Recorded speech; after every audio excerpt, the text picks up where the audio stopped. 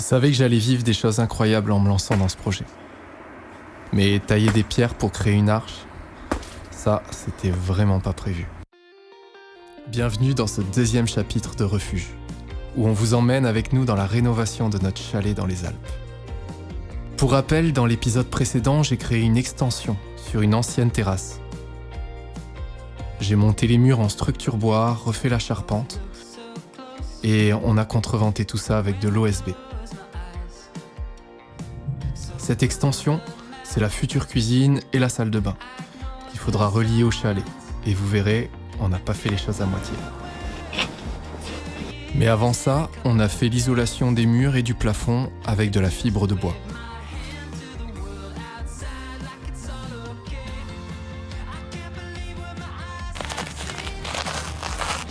Ensuite, on a posé le pare-pluie. Pas simple car tout n'est pas super accessible. Et surtout, il y a des poutres sous la toiture qui gênent pour mettre la dernière rangée à l'horizontale. Donc j'ai fait au mieux. Le but, c'est que ce soit étanche, même si c'est pas forcément conventionnel. Alors c'est vrai, c'est pas la pose la plus esthétique, mais franchement, niveau étanchéité, on est vraiment pas mal. J'installe le pare-vapeur sur les murs, mais pas au plafond, car on va changer le bac acier par un bac acier sandwich avec pare-vapeur intégré. Souvenez-vous, le haut du chalet, qui du coup sera relié à l'extension, était extrêmement sombre. C'était le coin chambre. Nous, on a supprimé tous les murs pour faire un salon ouvert sur la future cuisine. Ce changement donne vraiment du souffle au lieu et permet surtout de se projeter sur une vraie maison de famille plus qu'un chalet de vacances. Mais c'est important de relier tout ça de manière homogène et c'est le cœur de cette vidéo. Car l'idée, c'est de faire une arche, en pierre. Ça paraissait un peu fou au début, mais on a un artisan exceptionnel. Et je vais essayer de l'aider le plus possible. Tu les sculptes. Ouais, c'est de la sculpture. Ça, rien que ça, c'est déjà magnifique. Le problème, la pierre noire, on appelle ça la pierre, elle est trop dure. Des fois, tu mets 3 quarts d'heure à sculpter sur une pierre et elle casse. Oh putain. Ça t'est arrivé là? Pas mal de fois.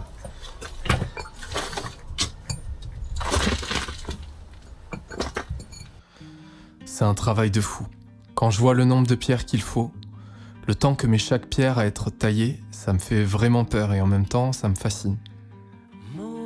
Aujourd'hui, Jalel va m'apprendre à travailler la pierre.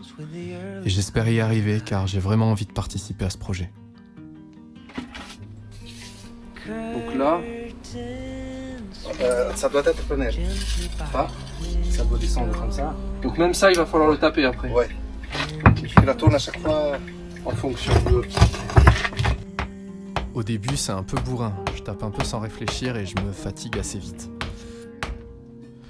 Mais après quelques heures et surtout la patience de Jalel, j'arrive à tailler ma première pierre. Putain, j'ai taillé la première pierre de ma vie. Ça va. Celle-là, Celle-là, c'est bien. ça, il va pousser la pierre un peu. Ouais. Tu l'enlèves comme ça rapproche. Juste, J'enlève ici. ouais. Là, l'arrête. Ouais. Ok. Putain, elle est belle celle-là. Plaisir, hein. T'as compris quand je t'ai dit que quand on travaille la pierre, Ouais, c'est satisfaisant. En fait, sur le coup, c'est dur.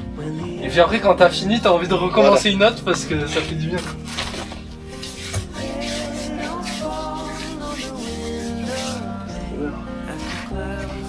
Je sais que ça va être long, mais je trouve l'expérience incroyable.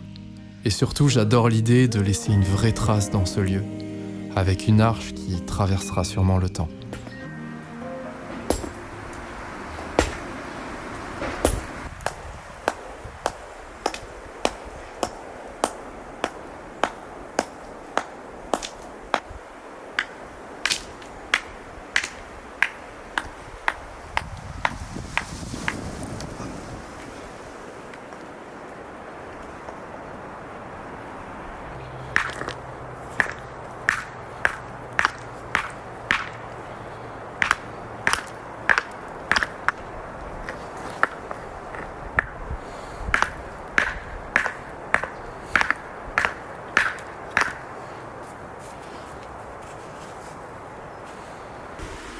C'était bien au chaud. C'était bien au chaud.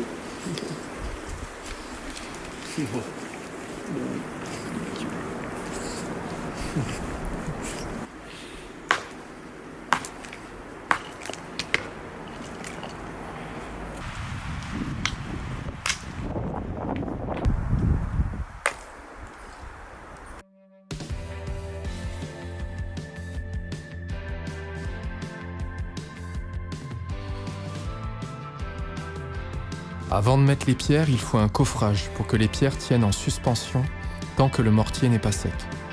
On essaye de le faire avec ce qu'il y a sur place. J'avais fait dans mon van des niches où j'avais courbé le bois en faisant plein d'entailles, et du coup je propose l'idée à Jalel.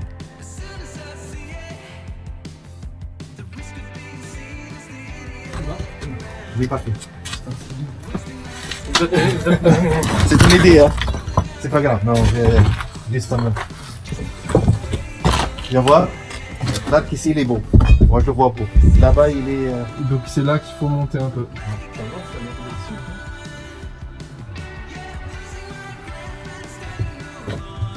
On fait l'autre alors? Bah ouais. On fait la même chose? Ouais.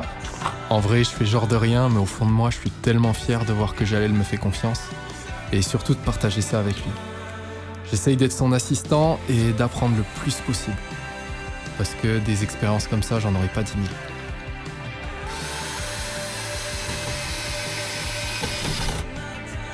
Ici. 30 cm une autre.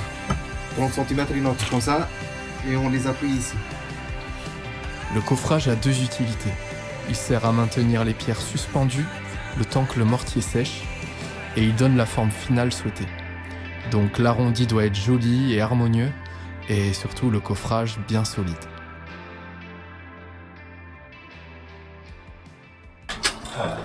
Le coffrage est terminé et c'est le moment où l'arche prend vie. Première pierre.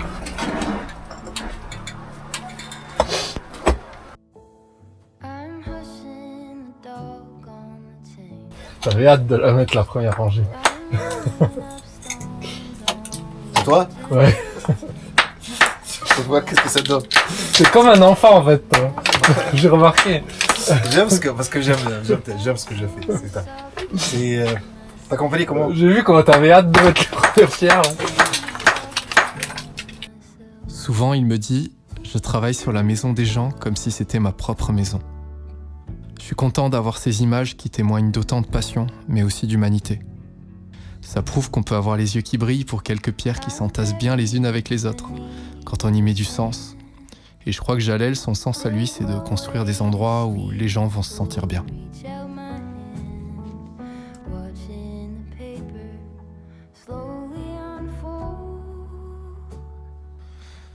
Maintenant, il faut que ça tienne, donc gros treillis métallique et mortier avant de poser la suite. Ah ouais, c'est magnifique.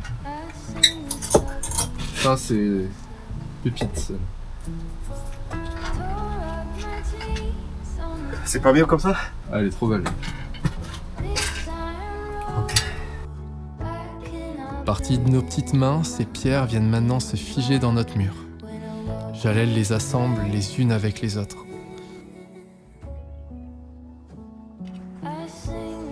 L'ancien et le nouveau ne font désormais plus qu'un. On ne peut pas encore enlever le coffrage, donc pour se rendre compte, c'est pas forcément l'idéal. Mais on s'imagine déjà prendre nos repas sur l'îlot juste en dessous, entouré de cet arrondi en pierre qui nous aura bien fait transpirer.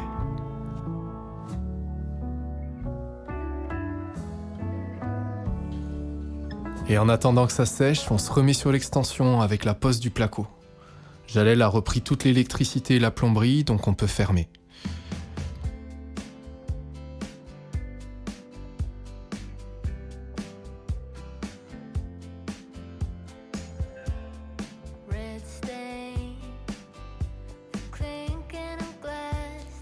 Et c'est Julie qui gère la partie bande à joint, car elle est beaucoup plus minutieuse que moi.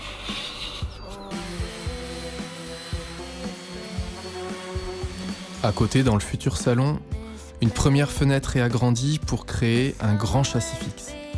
Encore une fois, on essaye de ramener la lumière et cette vue sur les montagnes qui fait tant de bien. Waouh, c'est énorme. T'as vu maintenant la vie comment Oh là là, c'est dégagé. c'est incroyable. Studio, ici il y a son canapé. Ah ouais. Ah, c'est trop bien. En plus, à hauteur de canapé, t'as vraiment la vue sur les montagnes. C'est trop beau. On a l'impression d'être à un hôtel. Ouais, c'est ça. Et puis une deuxième qui sera fixe aussi. Et vu qu'elle est dans l'entrée, on fera un petit banc juste devant pour s'asseoir.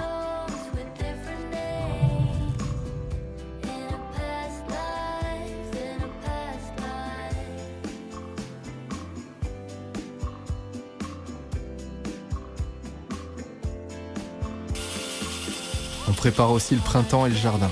Julie et Nohan installent les ganivelles en châtaignier pour sécuriser l'espace. On peut pas faire un peu plus? Sous les ordres, bien sûr, du chef de chantier.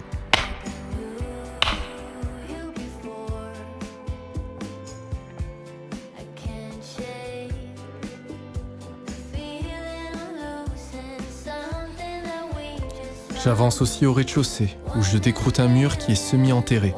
Et l'idée de l'avoir recouvert de béton est pas forcément la plus brillante. Grosse trace d'humidité, donc il va respirer de nouveau. Et avec un bon nettoyage et un jointement à la chaux, il devrait redevenir sain avec le temps.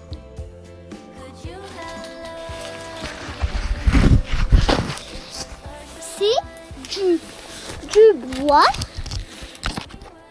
qu'on va transformer en quelque chose de beau. Allez, c'est parti.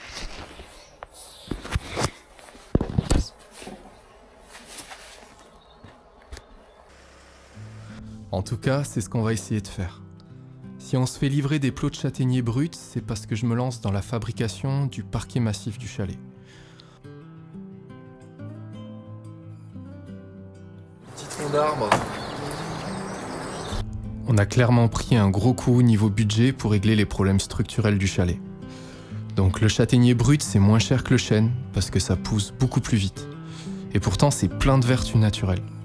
Donc j'ai acheté une dégauchisseuse raboteuse et une scie sous table pas trop chère qui me servira aussi pour fabriquer ma cuisine et mes meubles. Mais j'ai jamais utilisé ces outils, donc on verra bien où ça nous mène.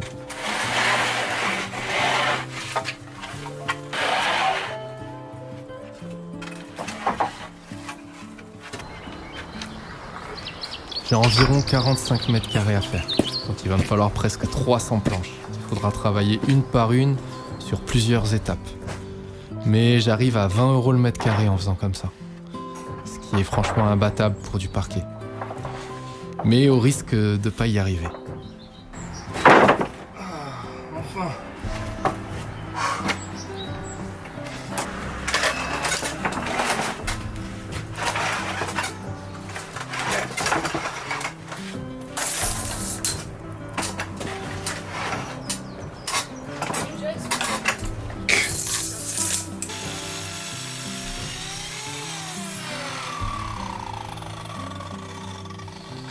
J'ai des planches d'environ 3 mètres et je les coupe à la moitié environ.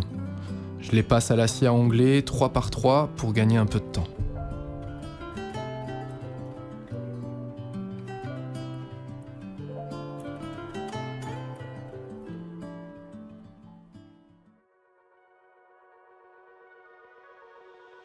Une fois divisé en deux, il faut enlever l'aubier d'un seul côté. Du coup, je me fabrique un petit gabarit qui me permettra de gagner du temps et de faire glisser mes planches afin d'avoir un premier bord à peu près droit. J'enlève l'aubier sur mes 300 planches et là déjà je réalise que ça va être très très long.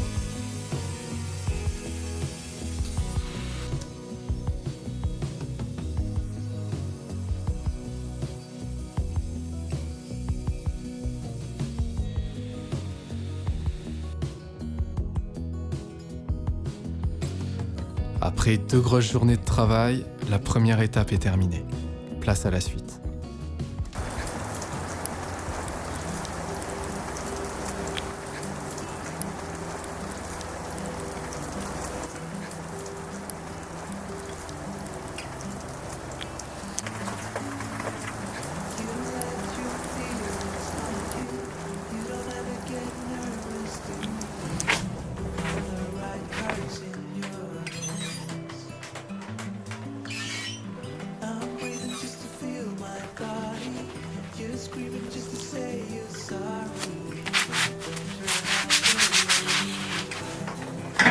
Et si on pensait le printemps arriver, c'est sous la neige que je retrouve le garage aujourd'hui. Je commence le dégauchissage.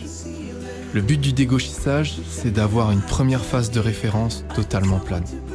Car le bois brut est gauche, il vrille et son utilisation sans cette étape est juste impossible.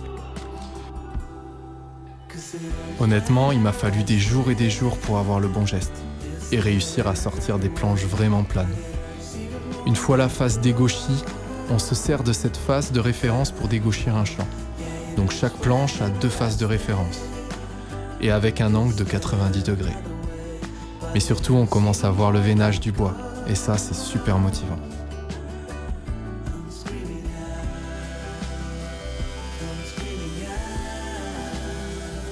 Ces phases de référence servent ensuite au rabotage.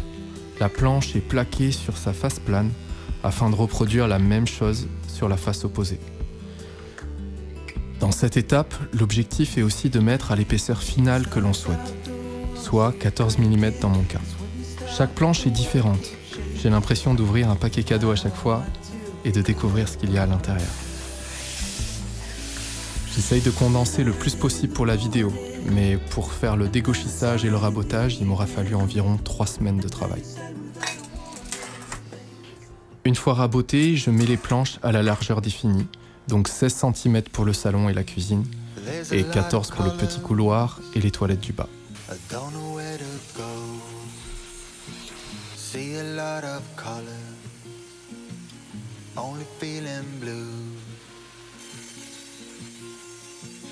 There's a lot of colors lost within a haze. Don't rely on others to get you through the maze.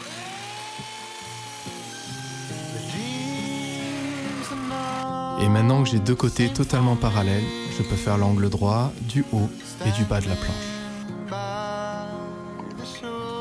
Et là, ça commence vraiment à ressembler à un parquet. Dans le prochain épisode, les chapes auront été coulées et séchées, et je ferai le rainurage du parquet, ainsi que la pose. L'arche aussi aura séché, et on pourra retirer le coffrage sans que ça nous tombe sur la tête. Le chalet va continuer de prendre vie, et on a hâte de vous montrer la suite. Drowning in the sea.